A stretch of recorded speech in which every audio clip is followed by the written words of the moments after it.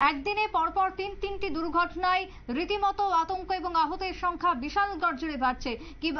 বিশালগড়ের যে ছবি ধরা পড়ছে তাতে করে দুর্ঘটনা একই দিনে সন্ধ্যাবেলায় গাড়ির ধাক্কায় আহত হয় সাহিব খান এবং আখিনুর বেগম নামের দুজন ব্যক্তি। তারা বাইকে ছিল, একটি গাড়ি ধাক্কা দিয়ে পালিয়ে যায় বলে অভিযোগ। পরে ফায়ার সার্ভিসের কর্মীরা তাদেরকে উদ্ধার করে নিয়ে যায় বিশালগড় হাসপাতালে।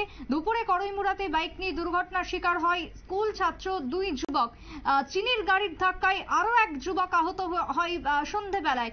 এই যে পরপর দুর্ঘটনা, তাতে করে বিশালগড় জুড়ে বাড়ছে আতঙ্ক। কি বক্তব্য বিশালগড় থেকে শুনুন। আমাদের বিশালগড় ফায়ার স্টেশনের খবর আছে যে করিমুড়া বাজারে একটু আগে একটা অ্যাক্সিডেন্ট হয়েছে। তো আমরা খবর পাওয়ার সঙ্গে সঙ্গে ছুটে যাই এখানে, দেখলাম যে একটা আননোন মারুতি ভ্যান নাকি একটা বাইকের বাড়ি দিয়ে গেছে গিয়ে। কয়জন আহত হয়েছে? ওই অ্যাক্সিডেন্টে দুজন আহত হয়েছে। কি নাম তাদের?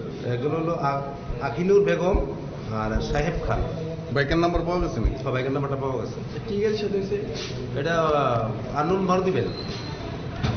মারুতি ভ্যানের নাম্বার আমরা পাইছি না, বাইকের নাম্বারটা পাওয়া গেছে। বাইকের নাম্বারটা হলো TR01F8147। তাদের অবস্থা কিরকম? একজন সিরিয়াস আর একজন মাইনর। দমকল কর্মীর বক্তব্য আপনারা শুনলেন। একই দিনে একাধিক আহতের খবর বিশালগড় থেকে। তবে তারই সাথে বাড়ছে দুর্ঘটনা। গোটা রাজ্য জুড়ে দুর্ঘটনাকে নিয়ন্ত্রণ করতে এগিয়ে আসুক প্রশাসন, এগিয়ে আসুক পরিবহন দপ্তর, সেই দাবি উঠে আসছে স্থানীয়দের পক্ষ থেকে। রীতিমতো আতঙ্ক বিশালগড় জুড়ে। এখনকার মতো সংবাদ এখানেই শেষ করব। পরবর্তী নিউজ আপডেট দেখার জন্য চোখ রাখবেন শুধুমাত্র নিউজ ভ্যানগার্ডের পর্দায়। নমস্কার।